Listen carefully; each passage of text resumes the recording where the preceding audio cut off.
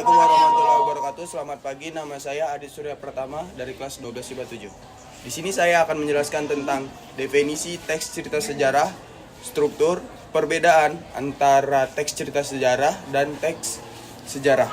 Lalu, kaidah kebahasaan, dan yang terakhir ada ciri-ciri. Definisi teks cerita sejarah.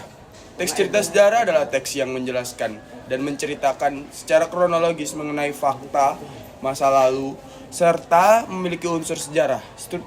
Strukturnya ada 6. 1. Orientasi atau pendahuluan. Orientasi merupakan bagian pembuka teks cerita sejarah. Biasanya bagian ini berisikan pengenalan mengenai tokoh maupun kejadian. 2. Pengungkapan peristiwa. Pengungkapan peristiwa merupakan tanggapan munculnya permasalahan.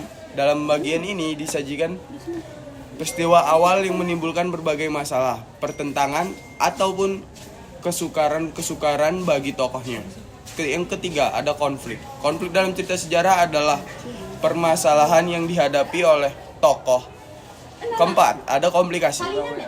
Berisi hubungan sebab akibat sehingga memunculkan masalah. Masalah menjadi semakin rumit dan masalah mencapai puncaknya.